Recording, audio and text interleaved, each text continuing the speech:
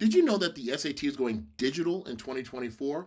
Actually, in fall of 2023, the PSAT will be given digitally, which means that students will have to have a laptop or tablet to take the standardized test. It'll still be in a proctored environment, but it's very, very important to know that things are evolving. Standardized testing is something that is a big debate in college admissions and higher education. So while I understand that many people are thinking test optional and what does that mean? How does it apply to my kid? Or when should my kid take the standardized test? I want you to understand that the College Board, who administers the SAT, and the ACT, which is a separate organization, they still plan to be around for a long time. And I want you and your child to have the clarity and decision-making options that you need in order to arm yourself with whether or not they should take it and what scores they should send or not. It's funny.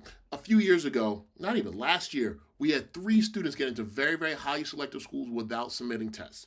These schools eliminated the standardized testing requirement because of the pandemic. They've since reintroduced it because they understand that they want students to have a benchmark. They want students to have a common ground in which their applications are compared to other students. Now, we can debate whether that's fair or not to long in the tooth. But the bottom line is standardized testing is still something that is very prevalent in the college admissions process. And I want you as a parent to not take this as something that doesn't matter. If you're choosing to have your child apply to schools that don't require it, great. I applaud you. I was not a great standardized test taker myself.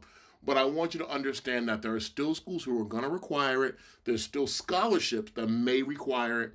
And you don't want to eliminate your child from having these choices prematurely. So many people ask me, what should my 11th grader do now?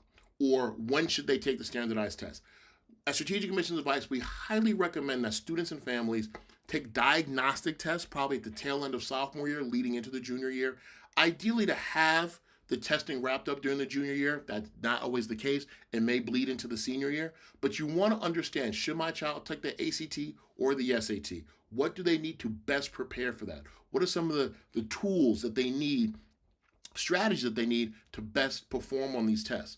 So it is critical that as a midway through high school experience now, that you have your child take an assessment, PSAT or practice ACT, to understand which one they prefer and which one that they think they're going to take going forward so they can do the proper test prep in order for them to succeed. I want you to always use Strategic Admissions Advice as a resource. We have a wealth of information about the college admissions process, including standardized testing and how it's evolving. Please go to our website, strategicadmissionsadvice.com, set up a free discovery call or even a paid strategy session, and we want to talk to you to give you clarity about what your child should be doing as they go through the college admissions process.